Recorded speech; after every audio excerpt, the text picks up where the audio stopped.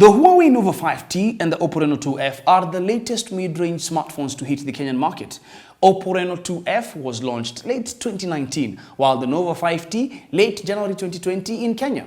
Both come with incredible features with very competitive prices. But you know us Kenyans, we always ask the important questions. Why spend that much on that one as opposed to that one? Why this one and not this one? How much did you buy yours for? Ha!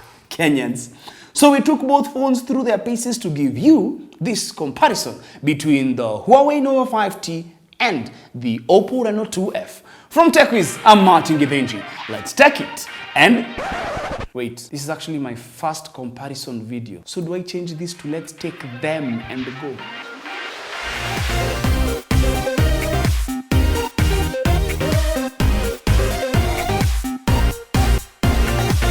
Before we continue, remember to subscribe, click on the bell icon to join the notification gang, like and share the videos, and as promised, our giveaways are still cooking. Who knows? Who knows? In case you missed the OPPO Reno 2F review, find the link in the description box. So, first thing to note, the phone features a 6.26 punch-hole display with a full HD plus resolution of 2340 by 1080 and fills pretty much of the phone's front. The phone feels compact to hold too and comes in handy for people with small hands. Small hands. I really want to do a Trump joke here, but you know Huawei with Trump. So, moving on. The Nova comes with thin bezels that carve on the edge of the phone. There is an earpiece in the top bezel that also houses a notification light. In the corner is the punch hole that houses the 32-megapixel selfie camera. The punch hole camera seems way smaller than other punch hole cameras and also gives you face unlock that's relatively faster since the camera is right there whenever you need it. The phone lacks a headphone jack on top, but you get a secondary microphone and a light sensor that almost fooled me for an infrared blaster. The left side hosts a slot for nano-sized SIM cards, while on the right is the volume rocker and power button. The power button also functions as a fingerprint scanner, just like we have seen on the Huawei Y9S, which is useful for both left and right-handed people and is accessible for unlocking the phone even when it's laid on a desktop. It makes sense as it is placed where your fingers naturally rest when you're holding the phone. At the bottom, you get the main microphone, USB Type-C port for charging, and the speaker grill. At the beautiful and glossy glass back is a protruding camera module that hosts 3 cameras and an LED flash. Next to it is the 4th camera. When struck with light from certain angles, you get a 3D lighting effect, giving the Nova 5T an attention-grabbing aesthetic. Generally, the phone feels premium and easy to use one-handed, as the sides and corners are rounded for easy grip. The frame is metallic, cool to touch with a glossy finish that matches the glass panel. The OPPO Reno 2F is another beautiful phone that comes in lake green and sky white. In this comparison review, we have the sky white variant, and depending on how light hits it, the hue changes. You'll see a ridge pattern at the back. It is worth noting that the back of the phone is protected by Gorilla Glass 5. Like its predecessors, cameras on the OPPO Reno are arranged vertically at the center.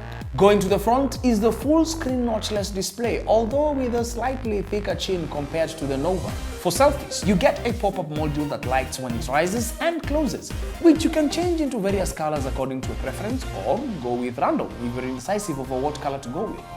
The button placement on the OPPO Reno is a little bit strange, with the power button on the right highlighted with a green strip and the volume rocker are on the left, which might be hard to reach for people with smaller hands. Still no Trump joke? Okay. At the bottom is the 3.5mm headphone jack and a microphone, plus a USB-C port and a single downward firing speaker. For biometrics, you get an in-display fingerprint sensor and face unlock, which, while both are quick, face unlock is slightly delayed as you have to wait for the camera to pop up. So far on the design, both phones look premium and the curved glass back make them feel comfortable to hold, though they are fingerprint magnets. You gotta use these. You'll definitely spend more time on your phone using the screen as both phones pack gorgeous displays. The Nova has a smaller 6.26-inch Full HD Plus resolution screen, which you can adjust to lower HD to save on battery. The Nova also has a smart resolution feature to adjust that for you. The display is an IPS panel and gives natural colors with great viewing angles. For those who like tweaking with the display, you can choose between two color modes, normal and vivid, depending on your preference. The punch-hole camera on the left corner can be very distracting, especially when watching multimedia content such as videos. But on the plus side, the single bottom blaring speaker is loud and crisp enough for audio. For the OPPO Reno 2F, a 6.5-inch Full HD Plus AMOLED display rocks the front, coming with a resolution of 2340 by 1080. You get immersive multimedia consumption with the full view experience. Using the phone outdoors is manageable too. When it comes to audio, the Reno 2F delivers too with low distortion when the volume is raised with sufficient highs and mids. Dolby Atmos come in handy too to make the sound more immersive in content like videos. Well, here the OPPO Reno 2F wins thanks to the full view experience and the AMOLED display. The Nova 5T is equipped with 4 AI-powered rear cameras. From the top is the 16 megapixels ultra-wide camera, the 48 megapixel Sony IMX586 main camera, 2 megapixels depth sensor and a 2 megapixels macro camera. 10 times digital zoom is also available on this one. The Nova is a versatile shooter with great camera quality, especially in scenarios with bright light. Images come out sharp with vibrant colors and good contrast. However, the AI can be a bit aggressive, especially with HDR, but if you have an editing app like Adobe Lightroom, you can edit the photos to your liking. Low light performance is impressive too, with HDR applied even without needing night mode enabled, although you'll tend to get noise in the photos. Night mode comes in handy as the AI image stabilization handles shakes to minimize blur.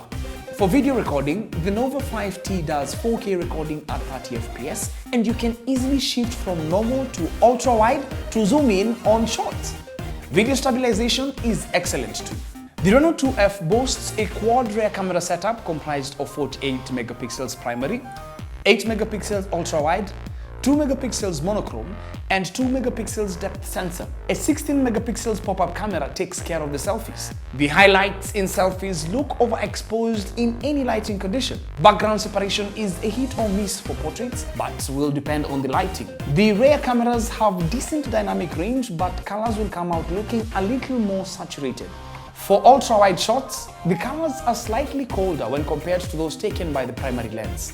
There's lots of noise in low-light shots, but night mode reduces that. Portraits on the rear camera also face the same problem as selfies, with the background separation being a hit or miss depending on the lighting. The Reno 2F shoots 1080p videos at 30 frames per second.